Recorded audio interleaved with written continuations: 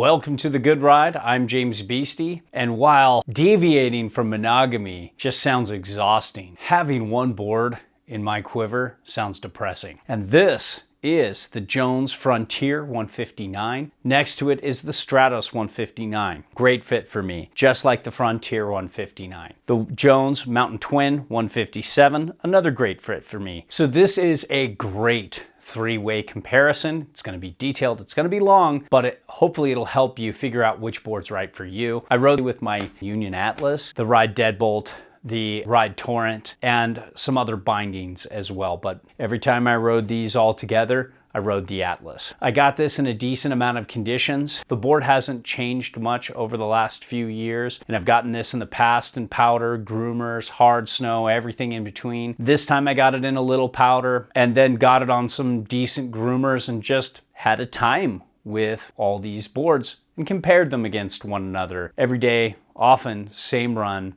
same boot, same bindings, almost the same turns. That's how crazy scientific I got with this. The Frontier has a directional shape that sits in between the Stratos and the Mountain Twin. As you can see, it's not tapered like the Stratos. The Stratos has like 8 to 10 mil of taper. That's a good bit of taper, and it definitely has that more directional free ride thing going on with it. And the Jones Mountain Twin is almost a true twin. It's a directional twin, and you can kind of drive any of these boards however you'd like. I just would say the Stratos likes a little bit more back foot weight to keep the tail from washing out. And this is camber between the bindings, maybe a touch more. Then it goes to early rise and then to spoon nose. It has lifted sides. It's like a 3D contoured base after the camber profile. You barely feel this on groomers when the snow is hard. You don't feel any lift. You don't feel that edgeless washy feel with the Frontier, and that has the least amount of spoon tech. Next from there is the Mountain Twin that has a little more spoon tech, a little more lift, and it can feel a touch edgeless and washy in harder snow, but in all other conditions, just like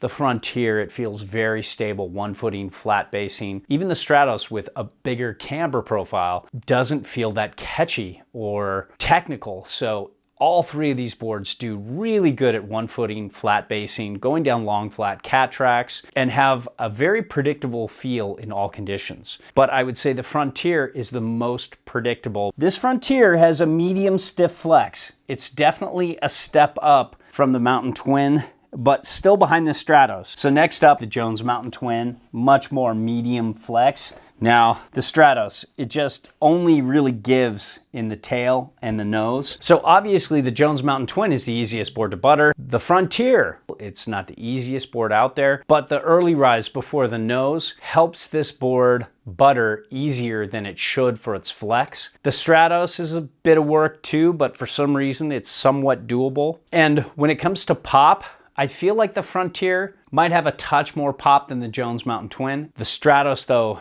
is literally the next poposphere.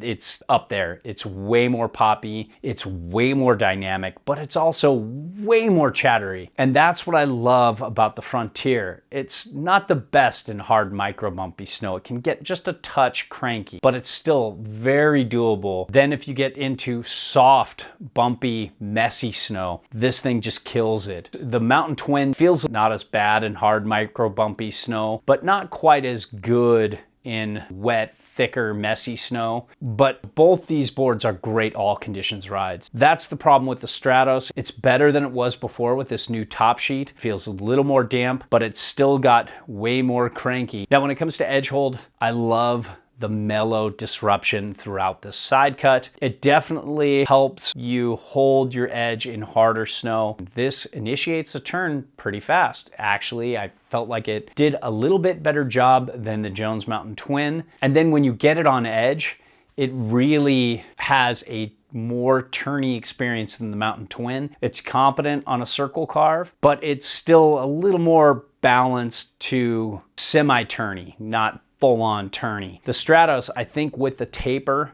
and the slightly different shape, even though it has the same side cut radius, feels a little more turny. The Stratos has the most spring out of the turn, but it has the least dampness, so the minute the conditions change, it gets a little too bumpy and bouncy. When it comes to pointing it and really going fast, I think the Frontier is the best out of all three of these. Even with its softer flex, the Stratos is the fastest in good conditions, but the minute the conditions are just slightly off, I'd rather be on the Frontier. The Jones Mountain Twin is the least for bombing, but it's great for a mountain freestyle twin. And bass glide, it definitely goes to the Stratos. The Frontier and Jones Mountain Twin are a step down below that, and I really noticed the difference in bass glide between the Stratos, the Mountain Twin, and the Frontier. Now, when it comes to powder, if you set it all the way back with a 22.75 inch stance width, which is pretty wide for a lot of people, you can get negative 2.375 inches back from center of board. That's a good amount for an all mountain board. Nothing to shake a stick at there. In comparison to the Mountain Twin, you can only get 1.75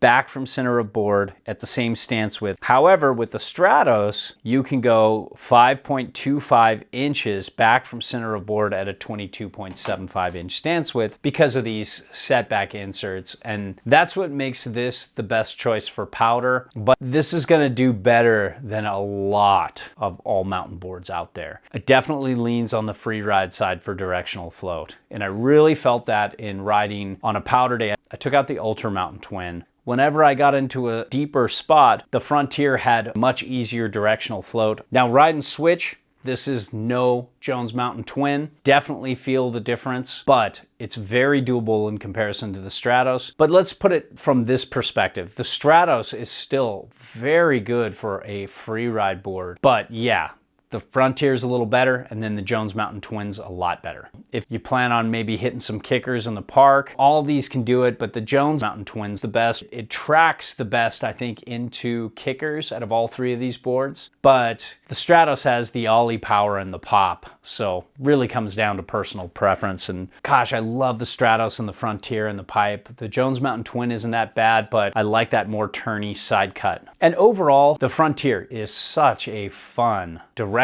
but non-tapered ride for those who don't want that tapered, washy feel, but want something a little more directional than the Mountain Twin. If you're leaning a little more mountain than park, you're gonna ride switch a little bit less, but you want the option to be able to do it. You want the Frontier, or if you want even more of a directional ride at the sacrifice of some dampness, but you get some more pop and a faster bass, and you want a lot of easy float in powder, you got the Stratos.